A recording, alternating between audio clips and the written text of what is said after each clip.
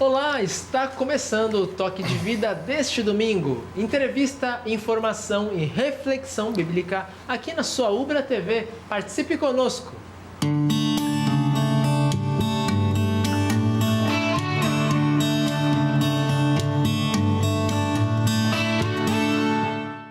Quem ama sofre, diz o ditado popular. Jesus nos amou, por isso sofreu a morte de cruz por nós.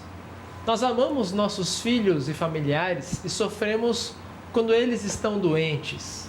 Uma dor ainda mais profunda é a ausência sempre presente de alguém que se foi, alguém que faleceu. Realmente o luto está relacionado com amor. Quem ama sofre. A dor do luto é o preço que pagamos pelo amor que sentimos, o preço do compromisso. Talvez você esteja passando por isso agora, sofrendo com a ausência de um ente querido. No Toque de Vida deste domingo, vamos ajudar você a buscar consolo na Palavra de Deus. Fé e luto é o tema do programa de hoje. Fique com a gente!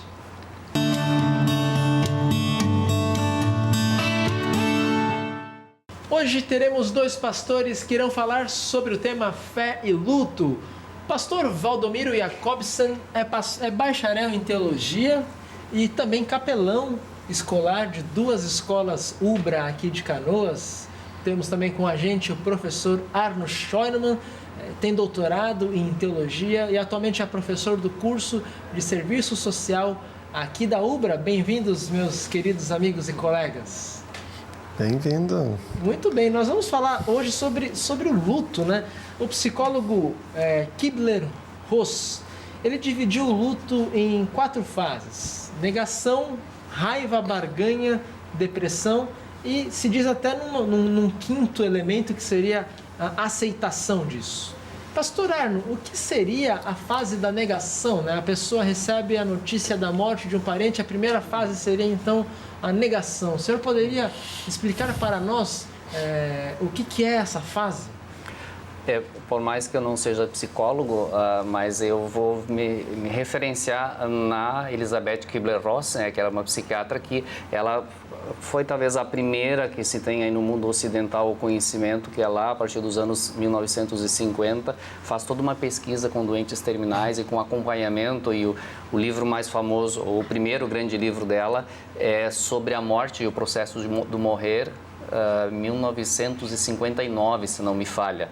E ela então traz que a primeira fase é a fase da negação. A fase da negação, o John Bowlby chama também de torpor ou de adiamento, que é uma fase quase que necessária para todas as pessoas que recebem de forma repentina a notícia da morte de alguém, seja de forma trágica ou não. É uma espécie de mecanismo em que o ser humano meio que refreia. Ele nega, bom, isso não aconteceu, isso não pode ser verdade. É uma espécie de freada para eu poder realmente me defrontar com essa situação. Então, ela não costuma ser lá muito longa, mas se o ser humano não sai dessa fase, como nós vamos ver, ele não consegue desenvolver ou passar pelas próximas fases do luto, e aí essa fase pode se tornar patológica também. O que seria essa fase patológica, por exemplo? Um exemplo que o senhor poderia dar? É que quando a negação talvez acho que é a que, de todas as fases, a que menos se transforma numa situação patológica, mas quando o ser humano não aceita a morte de alguém, ou Bowlby vai abrir a questão da negação e das fases do luto também para outras perdas de outras naturezas. Quando você passa por uma outra perda que não seja a morte, mas perdas sérias e significativas na sua vida, então a negação, ela se torna patológica quando você não olha ou não aceita e não passa a reorganizar a sua vida considerando essa perda. Você permanece querendo viver como se essa perda não tivesse acontecido. Puxa vida. Pastor Valdomiro, sobre a negação do luto, essa negação, ela pode virar um tipo de doença? Por exemplo, alguém que deixa o quarto do filho falecido 10, 15 anos intocado? Eu me recordo de uma exposição que circulou pela rede de escolas da Ubra, justamente que tratava dessa temática, e essa exposição, então, colocou vários quartos que as mães, os pais mantinham intactos, né? Depois da perda dos seus filhos. Filhos que foram perdidos no trânsito, né? Então, ficava aquele choque, a gente que estava vendo, simplesmente vendo aquelas imagens, mas ao mesmo tempo pensando como que aquelas famílias estavam vivendo todo dia, entrando num quarto que não era mais usado, porque o filho, aquela filha não estava mais ali, mas era como se estivesse. Então, como é que estava a organização da mente, como é que estava o coração daquela família, né? Vivendo como se houvesse uma presença ainda, mas não tinha mais, né? É uma espera de algo que não vai acontecer. Que não vai acontecer, né? Mesmo a caminha arrumada, as coisas estão no lugarzinho, né? Mas não vai mais ninguém entrar, aquele filho, aquela filha não vai entrar ali novamente, né? O senhor acha que talvez a morte do trânsito, por ser uma morte repentina, é o que propicia mais esse tipo de atitude, assim, de negar a morte e permanecer negando? Acho que muitas pessoas têm essa dificuldade também de não aceitar, porque foi algo retirado, né? Uma vida que foi retirada abruptamente, né? Tragicamente, né? Por outro lado, assim, as pesquisas normalmente demonstram que essa situação, ela não está tanto relacionada com aceitar ou não, negar ou não a morte, mas com a natureza do vínculo que o enlutado ou a enlutada teve com quem foi tirado de forma, seja ela abrupta ou não. Então, a forma da morte em si não seria um fator tão determinante para isso. Mas se o vínculo não foi libertador e se o vínculo com essa pessoa que morreu foi carregado de sentimento de culpa, então, normalmente o luto patológico, ele traz, de forma consciente ou não, algum tipo de sentimento de culpa em relação ao passado. Então, a fase depressiva, ela é tão necessária no luto, e a primeira fase costuma ser reativa, que é a fase em que o ser humano fica se culpabilizando. Poxa, se eu não tivesse deixado meu filho sair... eu tenho situações na família em que o pai comprou uma moto nova para o filho e o filho se mata com a moto, quer dizer, a gente diz se mata. E como é que vai se trabalhar isso um sentimento de culpa muito em relação ao passado, diferente da segunda fase depressiva, que normalmente é a fase do silêncio, em que o ser humano começa a olhar para o seu futuro e pensar, poxa, mas o que eu estou deixando de viver, que seria já a fase mais positiva dessa depressão, em que o ser humano se prepara para a reorganização, que é a última fase do luto. Sim. Então, me parece que essa negação e essa situação de deixar o quarto arrumado, na minha leitura, ela tem mais a ver com a fase depressiva reativa do que com a negação, porque ela já não nega mais, tanto que ela entra todo dia no quarto. Sim. Eu conheço situação de pessoa que foi, por exemplo, durante 12 anos, todos os dias no cemitério. Todos os dias. Não falava um dia para ir no cemitério. Quer dizer, tem algum E nesse caso é a fase depressiva que está se estendendo, então. Que se estende. Algumas histórias que a gente ouviu, de fato, não se sentiam culpadas, né? Pela perda trágica. Né? Diz, se o meu filho hoje estivesse aqui e me pedisse novamente para sair à noite, eu ia dizer que sim, né? A liberdade dele, não tem como eu tolerar a liberdade dele viver a vida, né? Mas, infelizmente, aconteceu uma tragédia, né? E talvez, um dos relatos que eu vi, eu me sentiria mais culpado se meu filho se sentisse um prisioneiro dentro de casa. Então, faz parte da vida, né? Os perigos estão aí diante da gente, né? Sim, Acho que um pai tolera a liberdade do filho. Não, meu filho vai ficar aqui do meu ladinho que não vai acontecer nada. Qual a garantia de que não vai acontecer? Pois é.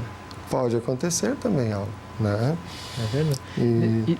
E depois dessa fase da negação, né? A segunda fase é a raiva. A pessoa sente raiva tanto, muitas vezes, de quem faleceu, mas também a raiva é direcionada a si mesmo e a Deus. Né? Professor Arno, é comum as pessoas sentirem raiva de Deus? Eu diria que a raiva... ela faz parte, a ira faz parte da natureza humana. E tem alguns teólogos que fazem a leitura de Efésios 4, 26, irai-vos e não pequeis, como se, bom, é uma obrigação. Não, não é uma obrigação, mas faz parte da nossa natureza humana nós nos irarmos. Se formos olhar, eu até tinha no meu subconsciente digital aqui relacionado a alguns textos bíblicos, mas nós encontramos textos bíblicos nos Salmos em que mostra que Deus é um juiz. E aquela situação em que Jesus curou o homem da mão ressequida no sábado, ele olha para o céu e diz lá que ele olhou raivoso, indignado para os fariseus. Quando ele fez o chicote de corda, e ele, com certeza, ele não fez isso sorrindo. Então, a raiva, ela faz parte da natureza humana. Tanto que em nenhum momento na Bíblia diz que a raiva em si ela é pecado. E a raiva contra Deus, um dia desses eu fui chamado por uma situação no hospital, que eu sempre fazia visita como pastor, em que tinha uma jovem viúva praguejando contra Deus, porque o marido dela tinha falecido num acidente e ela tinha ficado em coma várias semanas, e aí quando ela retornou, só que ela tinha presenciado tudo isso. Antes dela entrar em coma, ela presenciou a morte toda, e aí como ela recuperou a memória, e a família, que não era da igreja, ela veio procurar porque estavam preocupados que a filha estaria pecando contra Deus. Então não queriam que ela externasse a sua raiva contra Deus. Então a raiva, ela é necessária, ela faz parte da vida. De certa forma, a raiva nos mobiliza também. Sim. Sem a raiva, só que qual então seria uma raiva, digamos, sadia, e qual seria uma raiva pecaminosa? Se olharmos, quando Jesus agiu com raiva, com indignação, ele jamais agiu em benefício próprio. Ele estava defendendo um princípio, ele estava defendendo uma mensagem, ele estava defendendo o reino de Deus. Então, a princípio, podemos dizer que uma raiva, ela se torna pecaminosa quando eu a uso como autodefesa, autoafirmação de uma forma egoísta. Então, eu estou querendo usar a raiva para eu me impor e eu me vingo de alguém. Outra situação, a Bíblia nos orienta que a nossa ira não se ponha, que o sol não se ponha sobre a nossa ira, né? Então, se eu insisto numa coisa que me gerou algum tipo de ira ou de raiva e acho que eu devo que dormir e acordar com isso, eu transformo isso num processo pecaminoso. Mas o fato de sentir raiva não é pecaminoso. E mais ainda nessas situações em que expressa perante Deus, se formos olhar Jeremias amaldiçoou o dia em que nasceu, e se olharmos as palavras, elas são muito sérias. Outro que amaldiçoou foi Jó. Jó não só amaldiçoou, ele ainda pediu que o dia fosse estéril, que quem deu, e que era maldito quem deu a notícia para o pai dele de que não tinha nascido um filho. Então, e Deus não o repreendeu por causa disso.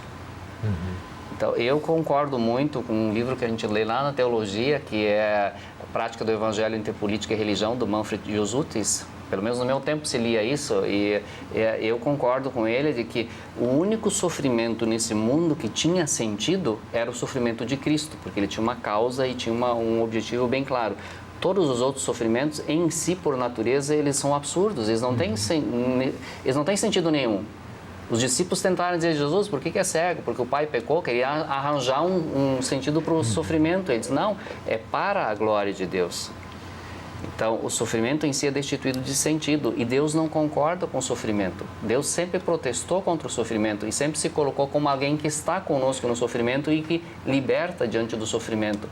Então, a ira, que é um protesto diante de Deus, eu não aguento isso, eu não consigo conviver com isso, é uma forma libertadora, e Deus espera, Deus não nos quer mornos.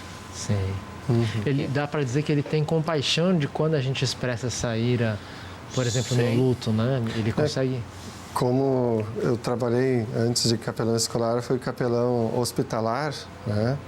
Então presenciei isso inúmeras vezes, né? Essa ira, essa revolta, essa raiva contra Deus, né? E muitas vezes alguns familiares que estavam próximos, vendo ali alguém manifestando essa ira, a primeira coisa às vezes que diziam, o pastor está ali, como é que tu me fala uma coisa dessa? Né?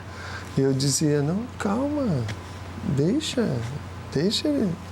ele se, né, falar, deixa ele externar essa raiva dele, né? E o que a gente pode fazer, acredito, de fato, é estar ali, né? De novo, a questão da presença, né? Estar ali presente, estar junto, né? Que vai acontecer um momento em que ele mesmo, né? Vai, vamos dizer, não sei se dá por conta, né? Do que ele falou, de repente vai vir conversar contigo. Algumas situações as pessoas vinham conversar comigo depois, que eu mais continuava calma, acompanhando, né? aí vinha mais calma. Ah, pastor, eu tenho que pedir perdão, que eu falei ontem, eu não queria ter falado aquilo. Muitas vezes eu não falava nada, eu dava um abraço. Um abraço, acolhi. Mas Jesus, a importância, quer dizer, a fase do luto precisa Sim, poder fazer isso. precisa fazer. E sem se sentir pecador por causa disso. Jesus, ele teve essa atitude com Maria, a irmã de Lázaro, né? Ela expressa, pô, Jesus, se você tivesse aqui, meu irmão não teria falecido. Ele chora, né? Ele expressa o amor por Maria, né? A pergunta que eu tenho agora é sobre a terceira fase, né? Que a gente tem a negação, a raiva contra si mesmo, contra Deus, contra quem faleceu. Depois que a gente se ambienta nessa nova realidade do luto, da ausência, nós temos talvez um período de barganha e depressão. O que seria esse período, professor Arno? A pessoa agora vai reconstruir sua vida, passou a ira e agora se dá por conta, né? Faleceu meu marido, meu filho. Talvez assim a barganha esteja mais presente nos processos de luto de alguém que está prestes a morrer. E a Kübler-Ross, ela fez a pesquisa com doentes terminais, então ela tem todo esse em que o ser humano então faz a barganha diante de uma perda iminente, faz uma série de negociações e negociatas com Deus. Olha, Deus, se for isso, se o Senhor me livrar disso, ou se o Senhor, eu vou dedicar minha vida a Deus, ou faz até um voto monástico, faz essas coisas. Então a barganha, ela pode ser dirigida a Deus, a si mesmo, ou aos familiares, aos que estão próximos, de tentar negociar alguma coisa, se isso não vier a acontecer, ou se eu conseguir me livrar dessa dor. No caso do luto já ter acontecido, quer dizer, da perda já ter acontecido. Então, aí a pessoa se dá conta de que a barganha não é possível, né? O luto está lá, ela realmente vem a falecer, se no caso a barganha dela com Deus para se livrar de uma doença, né? Aí vem a fase da depressão. No fundo, é uma estratégia que faz parte da natureza humana. quando nós estamos diante de uma situação que nós tentamos diferentes alternativas, então a barganha é essa fase de tentar diferentes estratégias para ver se eu consigo mudar o que está aí. Mudar.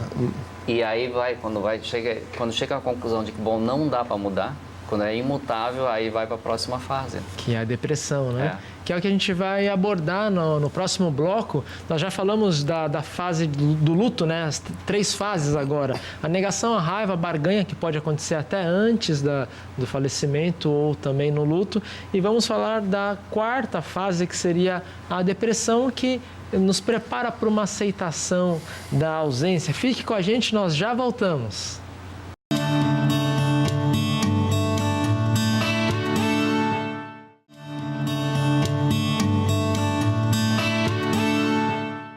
Muito bem, voltamos para mais um bloco falando sobre fé e luto. Pastor Valdomiro, nós vamos agora falar dessa fase da depressão. Nós passamos pela negação, né, no luto, a negação da morte, a raiva de Deus, a raiva de si mesmo, a raiva da pessoa que faleceu. E agora entramos na fase da depressão. A pessoa agora então se dá conta de que ela realmente tem aquela falta, aquela ausência vai estar presente. O que a Bíblia tem a dizer, por exemplo, para essa pessoa que enfrenta essa fase da depressão, de estar sentindo uma imensa dor e saudade de quem já faleceu? A depressão é conhecida hoje, né, como o grande mal do século, né? E acho que quando uma pessoa então ela não consegue estar vivendo, né, bem com aquela perda, né? Onde ela está se sentindo demais, sofrendo demais com aquela perda, de fato ela começa a entrar essa tristeza profunda, né? Se não querer fazer mais nada, parece que tudo acabou, que nada mais adianta fazer, né? Então ela acaba entrando nessa fase da depressão, né? E aí a importância da ajuda, né? de estar ali ao lado, de orientar essa pessoa, inclusive para um processo de busca de um profissional, né, qualificado, um psicólogo, um psiquiatra, para que possa ajudar essa pessoa a enfrentar esse sofrimento. Isso acho que é profundamente assim necessário, né? Não pode a gente assim simplesmente dizer não, isso vai passar, né? Faz pouco tempo que você perdeu, e às vezes já não faz tão pouco tempo, às vezes já faz 1 ano, às vezes 2 anos, e a pessoa está mergulhada ainda naquele luto profundo, naquela tristeza profunda. Que é o caso que o professor Arno fala, né? No caso dos quartos que não são... que continuam, não são desfeitos, né? É que normalmente... vínculo... e aí, nesse sentido, a importância de nós, como cristãos e como igreja, sermos espaço em que as pessoas possam expressar. Então, a fase reativa, que é mais voltada para o passado e para que eventual sentimento de culpa ou de raiva em relação a quem faleceu, a importância de sermos espaço onde as pessoas possam falar sobre isso. Normalmente isso é repreendido e não é permitido. A viúva falar mal do marido falecido ou expor o que ela tem de sofrimento ou o que ela gostaria, ela precisa expressar isso. Se ela não conseguir fazer isso, ela vai permanecer nessa fase reativa e não vai para outra que é a mais introspectiva e silenciosa, mas já preparando para a questão da reorganização da vida. Então, a importância de nós como igreja sermos e constituirmos espaços para isso. E nesse acolher, jamais dizer, né? Não, você é um cristão, você é uma cristã, como é que você está vivendo essa depressão, né? Por causa de uma perda, isso, porque você perdeu, você não acredita que ele está no céu, está numa vida melhor, como você está nessa tristeza.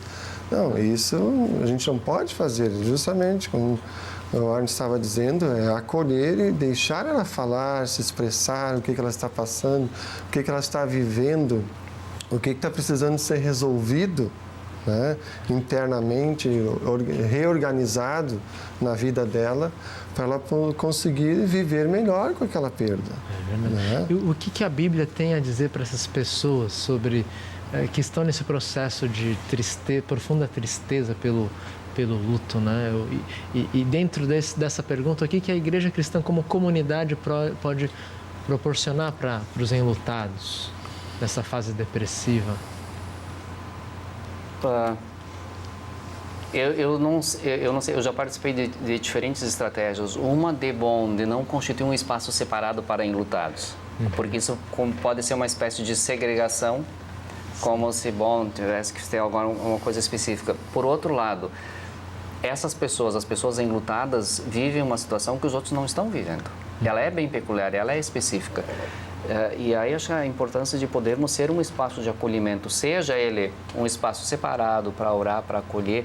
E eu digo assim, antes de qualquer tipo de anúncio, de fala, de consolo, de querer usar palavras bíblicas para consolar, o maior consolo é de estar com essa pessoa, quando ela precisa falar e tagarelar e falar um monte de coisas que no meu universo pode não fazer sentido e dizer, nossa, como é que essa mulher ou esse homem esteve casado durante tanto tempo com essa pessoa e hoje ela tem tudo isso para pôr para fora. Mas isso não se dirige contra a pessoa. Isso é um processo em que ela precisa, para ela poder externalizar a dor do jeito que ela sente. Eu gosto muito, uma das referências que eu uso é Michael White, ele é um terapeuta australiano, infelizmente ele faleceu novo, aos 48 anos, mas ele diz, olha, que o nosso desafio é reconhecermos que a dor do outro, ela é legítima. E ele jamais vai fazer alguma coisa além da legitimidade dessa dor. Então, se ele tem isso para falar, é porque a dor é essa. Faça ela sentido para mim ou não, mas ao mesmo tempo acho que nós temos que viver, e aí a palavra de Deus é rica, de que Deus é refúgio, o Salmo 46, que Deus acolhe o de coração quebrantado, e essa é uma das formas de coração quebrantado. Pode não ser na perspectiva de salvação e de perdão, mas na perspectiva de dor, de quem está, digamos assim, frustrado com Deus por causa da perda. Então, o primeiro passo e talvez mais importante é a gente estar pronto para ouvir essas pessoas. e ouvir e estar com a pessoa. Estar junto. Em silêncio. Eu um dia acompanhei um trabalho de especialização em que um dos pastores, ele fez essa especialização e ele relata numa situação em que ele não tinha o que dizer, ele foi fazer uma visita hospitalar de um senhor que na manhã seguinte amputaria a perna. E ele contou no relógio, ele ficou sentado 38 minutos ao lado desse senhor sem dizer uma palavra. E depois esse senhor relatar que essa foi a visita mais verdadeira que ele recebeu. Olha só. Porque todo mundo entrava para falar alguma coisa, para consolar, para dizer que não ia ser tão sério, para projetar a vida dele no futuro, para todas as coisas. E esse pastor esteve lá para estar com ele. E a fase final, da fase depressiva do luto, ela requer isso mais do que qualquer coisa. Que a gente não se canse de estar, porque a pessoa naturalmente ela se isola. Ela não busca. É o desafio de nós não achar, poxa, ela não quer saber. Não, ela está precisando ficar sozinha, mas ela precisa de companhia, ela precisa de alguém que esteja com ela. É verdade. A minha primeira experiência como capelão hospitalar, no ano de 2003, eu tive que acompanhar uma criança, né, que estava com leucemia. E foi uma caminhada de mais de um ano acompanhando essa família, né? E quando a menina veio a falecer, então, justamente a presença de estar ali, vivenciando naquele momento e em absoluto silêncio, né? Porque ela estava numa cama de UTI, né? Estava eu, estava a avó, estavam os pais e esperando o último suspiro da menina. E nós nos olhávamos, mas ninguém falava nada. E falar o quê, né? De pensar. Então também foi me relatar, depois eles me relataram, puxa, pastor, a sua presença ali com a gente foi tudo que a gente precisava. Então essa presença, de fato, no silêncio, a gente pensa assim, tá, mas não fiz nada. Não fiz nada. Ali, né? Não, você fez, você estava ali.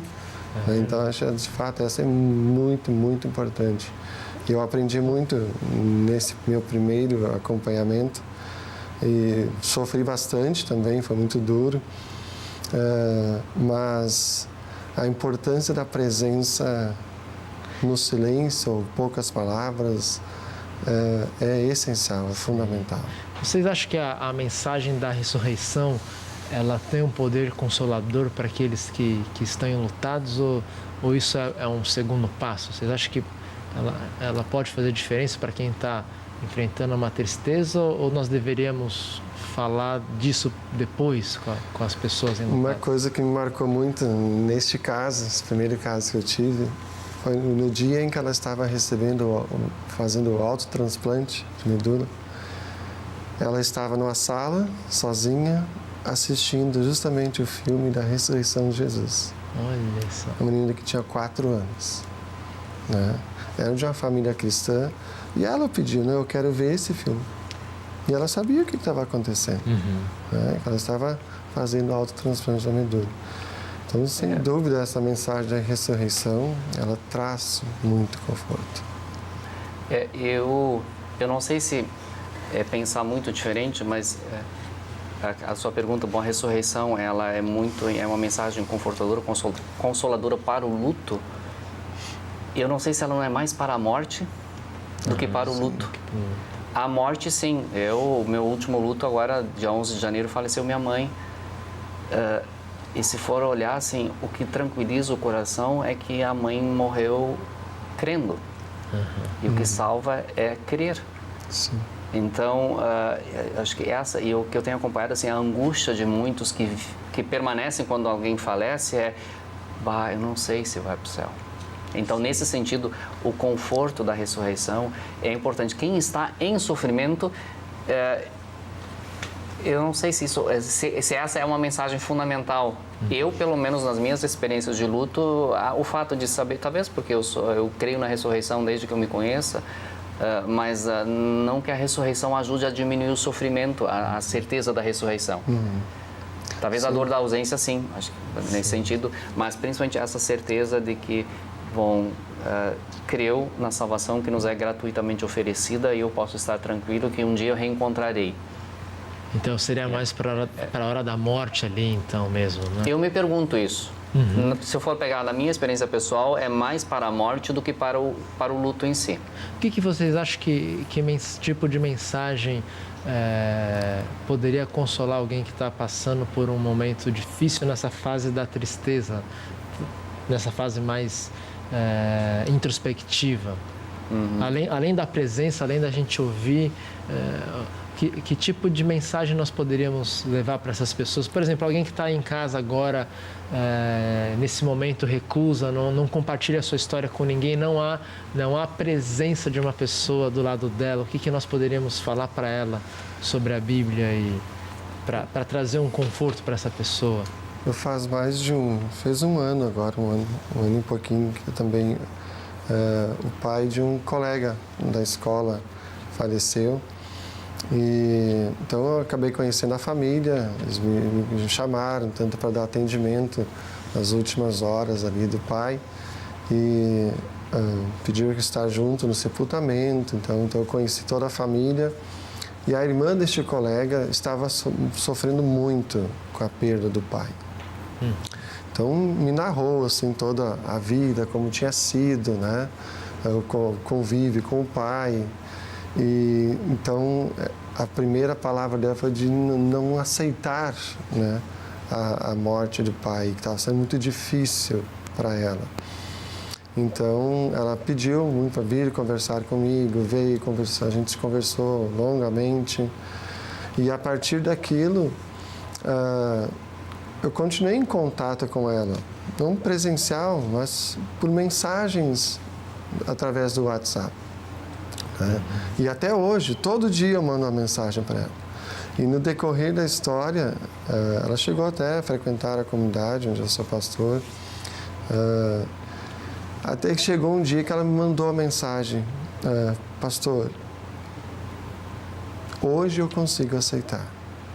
Depois de o senhor sempre me acompanhar e mandar essas mensagens de conforto, de consolo, de entendimento da palavra de Deus, né? Hoje eu consigo aceitar e consigo viver na certeza de que há uma vida após essa nossa vida aqui no mundo, uma vida eterna para todo aquele que crê em Jesus como Salvador, né? Então, o acompanhar mesmo de longe com essas palavras, né? Então realmente a presença é mais importante mesmo do que colocar histórias ou doutrinas bíblicas. Né? Eu penso assim nessa sua pergunta antes, o que poderíamos dizer? A primeira coisa que eu diria assim, bom, nada do que você pensar ou sentir, por mais absurdo e por mais horrível que possa parecer, é capaz de te afastar do amor de Deus. Quer dizer, se você está pensando ou tendo pensamentos horríveis em função da perda, isso não é pecado, isso faz parte do processo natural da nossa natureza humana e Deus é alguém que mais do que ninguém que nos conhece. Então, que nós não precisamos e que o enlutado não precisa pensar que ele não vai ter pensamentos horríveis quando a perda é grande. Mas que ele saiba que isso não é pecado na presença de Deus, isso faz parte do seu. E aí eu lembraria aqui o texto bíblico de Hebreus 4, 15 e 16, que é muito conhecido, porque não temos um sumo sacerdote que é Jesus, que depois que rompeu a cortina, ele é o nosso sumo sacerdote no Novo Testamento, que não possa compadecer-se das nossas fraquezas. Antes, ele foi tentado em todas as coisas, quer dizer, qualquer coisa que a gente tenha tentado, Jesus já foi tentado nisso. A nossa semelhança, quer dizer, do nosso jeito, semelhante ao nosso jeito, mas sem pecado. E o convite agora, acheguemo-nos, portanto, confiadamente junto ao trono da graça, a fim de recebermos misericórdia e acharmos graça para socorro em ocasião oportuna. Então, que a pessoa, por mais horrível que ela se sinta, por mais sem sentido que esteja a vida, por mais que ela não consiga carregar a dor de uma separação, que ela saiba que em Deus ela tem um socorro para ocasião oportuna. E essa é mais do que qualquer outra ocasião. Verdade. E que possa ter essa certeza que esse é o Deus que acolhe. Eu imagino que essa mensagem seja consolo para o Senhor nesse processo de luto agora que o Senhor compartilhou com a gente, sim, né? Sim. Muito bem. E citando ao encontro deste versículo foi justamente como essa irmã do professor falou comigo, quando ela pediu para vir conversar comigo. Pastor, eu sei que eu não sei nem se eu poderia ir aí conversar, porque o que eu estou pensando, o que eu estou vivendo, talvez, né, não seria digno de estar aí junto contigo. Eu disse, não, pois justamente é assim que você deve vir, do jeito que você está. Né? Assim como você está, eu quero te receber. Porque é assim que Jesus te recebe, assim como você está. Você não precisa se preparar, né, para estar diante de Jesus. Jesus te recebe do jeito que você está, assim Ele te acolhe, assim Ele quer te consolar e te ajudar a vencer, né, esse sofrimento. Muito bem, nós vamos encerrar essa importante entrevista sobre o luto que afeta muitas pessoas, né? E gostaria de convidar o professor Arno a dirigir sua saudação final aos nossos amigos e amigas do Toque de Vida. Posso ler uma citação Por como favor. saudação final? Sim. Eu acho importante um aspecto quando falamos na questão do luto é quando uma pessoa sabe ou como podemos saber que um ser humano superou o luto. E aí eu vou fazer uma citação de William Worden. Ele é um psicólogo estadunidense, ele tem um livro chamado Terapia do Luto, e ele diz assim, ó, um sinal de uma reação de luto terminado é quando a pessoa é capaz de pensar naquela que faleceu sem dor.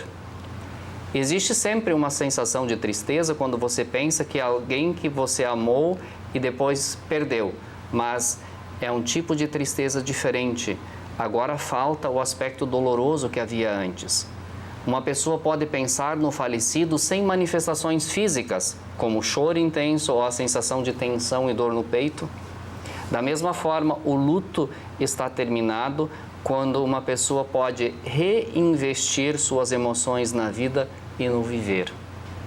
Então, quando há isso são processos que não têm um prazo determinado para isso.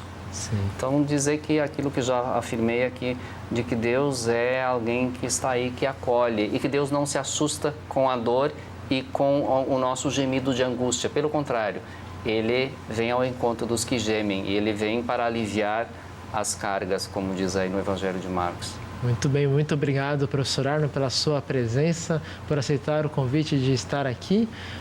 Pastor Valdomiro, gostaria que você deixasse sua saudação final e aproveitasse para convidar nossos amigos e amigas para o local onde o senhor é pastor, né, no Colégio Cristo, na comunidade Toque de Vida. A minha saudação, então, final é justamente dizer que Deus é amor, e Ele se coloca diante de nós a cada dia como um Pai amoroso que quer dar um colo do seu Filho, né?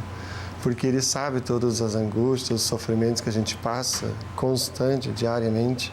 Então Ele quer sempre nos acolher com esse seu colo de amor, de carinho, de compaixão, para ter Ele pertinho da gente e assim nos restaurar, nos fortalecer e nos devolver para a gente continuar a viver nosso dia a dia. E sejamos colo um para os outros. Os horários e dias de culto lá na comunidade Toque de Vida, é o endereço?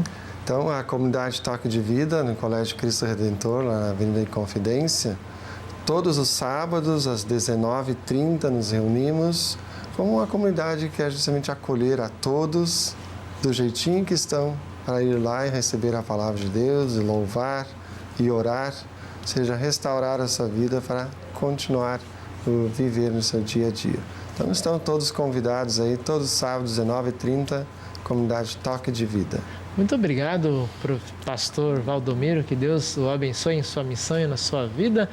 E você, amigo e amiga de Toque de Vida, por favor, mande a sua sugestão de tema, sua crítica para o e-mail pastoral@ubra.br ou então compartilhe a sua história, o seu depoimento também nesse próprio e-mail ou pelo telefone WhatsApp, código 51 99637 7447. Estamos à disposição de você para conversar ou apenas para ouvir o que você tem a nos dizer. Fique com Deus, nós já voltamos com oração, leitura bíblica e reflexão.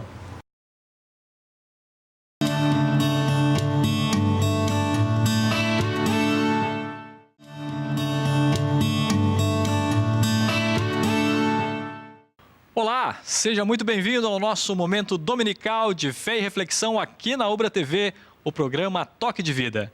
Para mim, é um privilégio entrar na tua casa, te encontrar no teu trabalho ou ser a tua companhia por onde estiveres.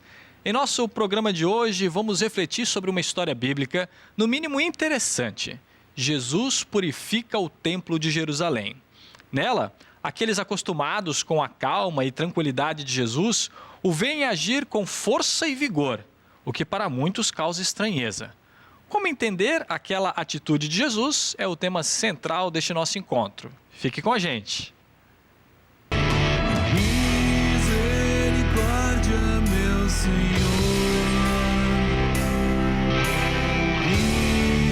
Misericórdia, meu Senhor. Misericórdia, meu Senhor.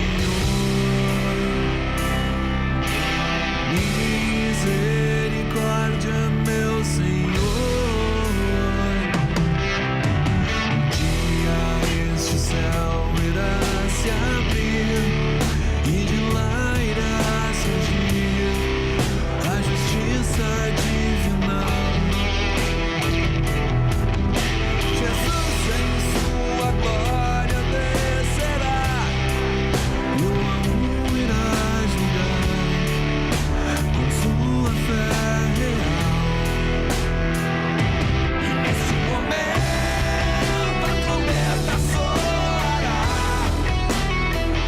e a justiça de Deus o homem temerá. E neste momento a trombeta soará e a justiça de Deus o homem temerá. Em nosso encontro de hoje, faremos a leitura do Salmo 19.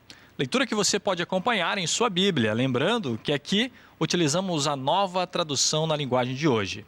Este salmo é um hino que exalta a glória de Deus revelada no universo e na lei de Deus. Este salmo louva a Deus por seus atos de salvação e por sua glória presente na criação. Vamos nos unir ao povo de Deus do Antigo Testamento e vamos louvar a Deus com a leitura do Salmo 19. O céu anuncia a glória de Deus e nos mostra aquilo que suas mãos fizeram. Cada dia fala dessa glória o dia seguinte e cada noite repete isso a outra noite. Não há discurso nem palavras e não se ouve nenhum som. No entanto, a voz do céu se espalha pelo mundo inteiro e as suas palavras alcançam a terra toda.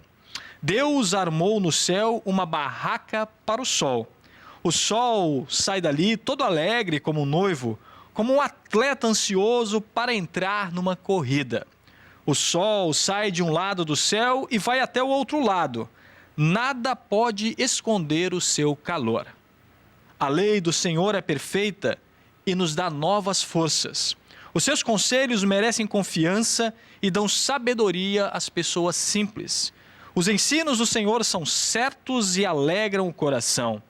Os seus ensinamentos são claros e iluminam a nossa mente. O temor ao Senhor é bom e dura para sempre. Os seus julgamentos são justos e sempre se baseiam na verdade. Os seus ensinos são mais preciosos do que o ouro, até mesmo do que muito ouro fino. São mais doces do que o mel, mais doces até do que o mel mais puro. Senhor, os teus ensinamentos dão sabedoria a mim, teu servo, e eu sou recompensado quando lhes obedeço. Quem pode ver os seus próprios erros? Purifica-me, Senhor, das faltas que cometo sem perceber. Livra-me também dos pecados que cometo por vontade própria. Não permitas que eles me dominem.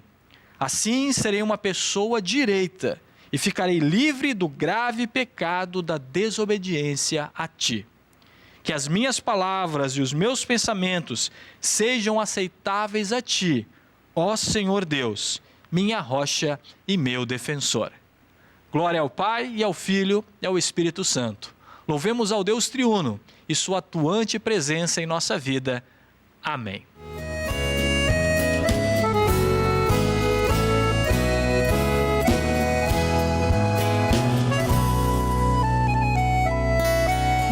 Desde a criação do mundo, Deus nunca mudou de lado.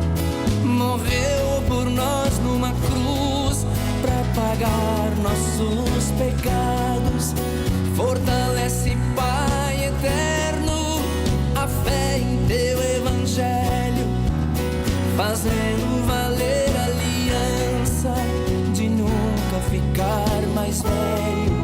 Sou do Rio Grande do Sul e me orgulho em ser daqui. Convido você, parceiro, a ler o Salmo de Davi. Vem conhecer esse Deus que lhe tira da prisão.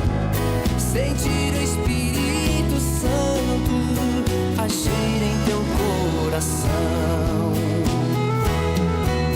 Pai, Filho e Espírito Santo, unidos os três num só, protegei o nosso estado para ser grande e melhor.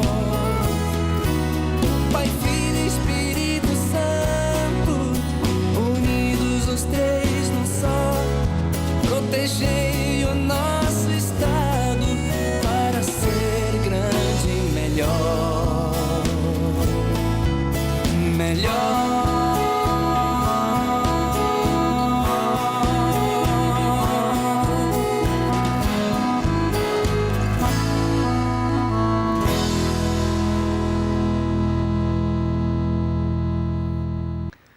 De acordo com o calendário da Igreja Cristã, nós estamos agora no período chamado Quaresma, uma época de contrição, de um sentimento pungente de arrependimento por pecados cometidos, mas um sentimento enraizado não no receio do castigo divino, mas no amor e gratidão a Deus pelo que Ele fez por nós em Jesus. Na cruz, Jesus conquistou perdão e vida para todos aqueles que nele creem. Por causa daquilo que Jesus conquistou na cruz, o próprio significado da cruz mudou. Se na antiguidade a cruz era símbolo apenas de castigo e morte cruel, para os cristãos de hoje, ela representa muito mais do que isto. Ela aponta para o paradoxo dos ferimentos que curam e do sacrifício que traz vida. A cruz se torna símbolo de fé e esperança, uma expressão do grandioso amor daquele que deu a sua vida em favor do mundo inteiro. Assim, amor e vida são duas ideias muito presentes nesta época da Quaresma, ideias que também são expressas no trecho bíblico que queremos ler e sobre o qual queremos brevemente refletir na manhã de hoje. É o texto de João, capítulo 2, versículos 13 a 22, que nos conta a história da purificação do templo. Você é convidado a acompanhar essa leitura. Lembrando que aqui no Toque de Vida, nós utilizamos a Nova Tradução na linguagem de hoje. João, capítulo 2, versículos 13 a 22. Assim diz Deus em sua palavra. Alguns dias antes da Páscoa dos judeus, Jesus foi até a cidade de Jerusalém. No pátio do templo, encontrou pessoas vendendo bois, ovelhas e pombas. E viu também os que, sentados às suas mesas, trocavam dinheiro para o povo. Então ele fez um chicote de cordas e expulsou toda aquela gente dali e também as ovelhas e os bois. Virou as mesas dos que trocavam dinheiro e as moedas se espalharam pelo chão. E disse aos que vendiam pombas: tirem tudo isto daqui, parem de fazer da casa do meu pai um mercado. Então os discípulos dele lembraram das palavras das Escrituras Sagradas que dizem: o meu amor pela tua casa, ó Deus, queima dentro de mim como fogo. Aí os líderes judeus perguntaram: que milagre você pode fazer para nos provar que tem autoridade para fazer isso? Jesus respondeu: derrubem este templo e eu o reconstruirei de novo em 3 dias. Eles disseram: a construção desse templo levou 46 anos e você diz que vai construí-lo de novo em 3 dias? Porém, o templo do qual Jesus estava falando era o seu próprio corpo. Quando Jesus foi ressuscitado, os seus discípulos lembraram que ele tinha dito isso e então creram nas Escrituras Sagradas e nas palavras dele. A história aqui relatada por João também está presente nos outros 3 evangelhos, Mateus, Marcos e Lucas. Curiosamente, a história a respeito de uma purificação no templo é retratada por João no início do seu livro, enquanto os demais evangelistas a registram mais para o final do ministério de Jesus, perto de sua morte. Basicamente, existem 2 possíveis explicações para o porquê dessa diferença. Uma seria que houveram 2 purificações no templo. E aqui, João descreve um acontecimento diferente daquele que Mateus, Marcos e Lucas descreveram. Outra explicação seria que houve apenas uma purificação, que ocorreu durante a Semana Santa, a semana da morte de Jesus. E João a coloca no início do seu evangelho para fazer uma afirmação teológica, onde ele enfatiza o julgamento de Deus em e através da pessoa de Jesus, o que o acompanhou desde o início do seu ministério. Ou seja, também através de Jesus e seu ministério, Deus condena o erro, o pecado. Seja qual for o caso, o fato é que essa história costuma estar entre as mais controversas da vida de Jesus. Em geral, temos em nossa mente a imagem de Jesus como um homem sereno, tranquilo, calmo, pacato. Para muitos, ouvir falar sobre um Jesus que derruba mesas, expulsa pessoas, parece soar estranho.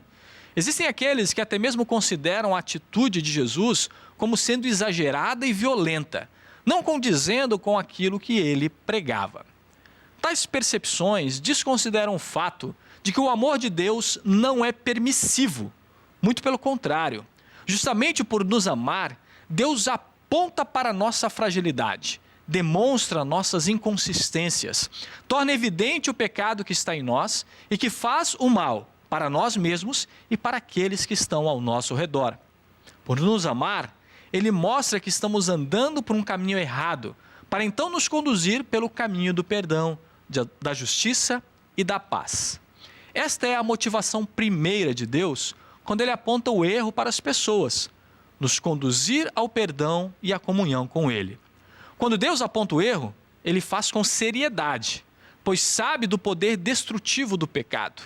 O pecado nos afasta das pessoas e de Deus, e não pode ser tratado como coisa pequena.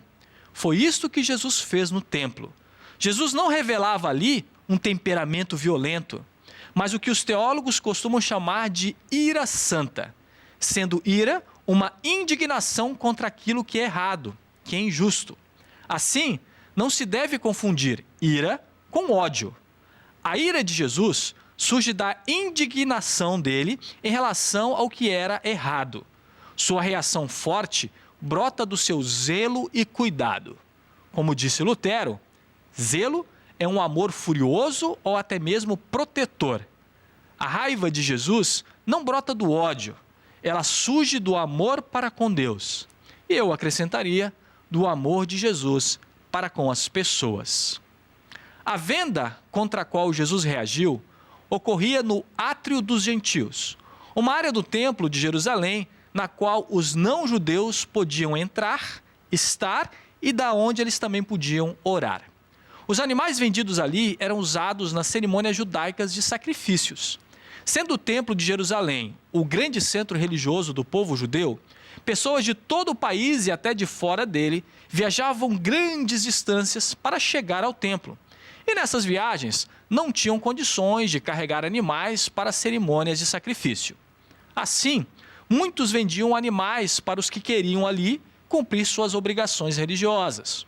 O problema é que os animais ali vendidos podiam alcançar preços exorbitantes para os viajantes. Além disso, nem todas as moedas eram aceitas no templo. Eram aceitas apenas moedas judaicas, os siclos, as quais não continham imagens humanas. Muitos cambistas se aproveitavam da situação e cobravam taxas de troca injustas. Percebam, portanto, que um lugar sagrado, um lugar dedicado à relação com Deus, estava sendo usado para explorar as pessoas de maneira abusiva. Assim, o lugar estava sendo desrespeitado e as pessoas que até ali vinham estavam sendo desrespeitadas também. A reação de Jesus, portanto, brota do seu zelo, do seu cuidado por um lugar sagrado e pela vida daqueles que sofriam injustiça. A Bíblia nos fala sobre um Jesus calmo, tranquilo e sereno, mas também nos fala de um Jesus que não admitia as injustiças do pecado e que apontava com força e veemência o erro das pessoas, como quando chamou os cínicos fariseus de raça de víboras, por exemplo. O que precisamos entender com clareza, no entanto, é que o apontar o pecado tem por objetivo quebrar o orgulho da pessoa, fazendo com que ela reconheça sua necessidade do perdão de Deus. É aqui que a vontade própria de Deus se manifesta, quando o pecador arrependido se volta para ele e recebe graciosamente o perdão. Aqui Deus manifesta o seu amor. Aí então, o texto traz para a mesa a questão da autoridade de Jesus. No versículo 18 nós lemos: Aí os líderes judeus perguntaram: Que milagre você pode fazer para nos provar que tem autoridade para fazer isso? O interessante, então, é que ao responder, Jesus traz uma palavra profética que conecta sua autoridade à sua morte e ressurreição. Isso faz muito sentido, pois esta é exatamente a grande missão para a qual Deus Todo-Poderoso o enviou. E a salvação é o grande milagre que Jesus realiza. E é em seu ato sacrificial na cruz e em sua ressurreição que Jesus testifica a respeito de quem ele é, o Messias prometido por Deus. E assim estabelece sua autoridade. Percebam que, também aqui, fica evidenciada a seriedade do pecado e de suas consequências. Seu poder destrutivo levou à cruz o próprio Filho de Deus. Esta era a missão do Cristo.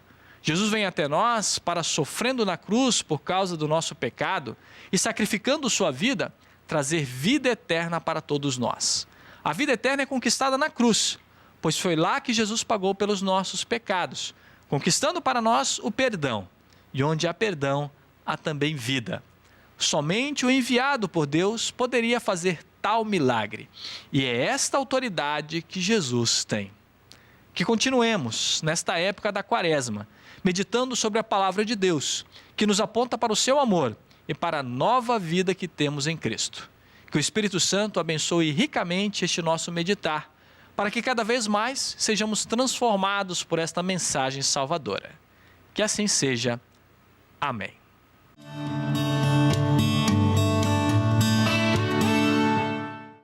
Estamos chegando ao final de mais uma edição do Toque de Vida de domingo. Não apenas eu, mas Deus se alegra com a tua companhia.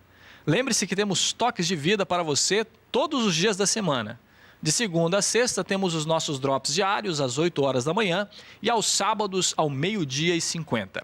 Aos domingos, às 8 horas, o nosso programa com 1 hora de duração, trazendo ótimas entrevistas e um enriquecedor momento de reflexão. Se você gosta de ouvir rádio, sintonize a Rádio Mix Porto Alegre 107.1. Lá temos um Minuto Toque de Vida todos os dias por volta das 7 horas da manhã e das 18h40 da tarde. Se você quer receber nossas mensagens semanais via e-mail, escreva para pastoral@ubra.br e incluiremos o seu endereço de e-mail no nosso grupo de distribuição. Receba o meu carinhoso abraço, que Deus te abençoe ricamente e faça de ti uma bênção na vida de muitos. Até a próxima. Tchau, tchau.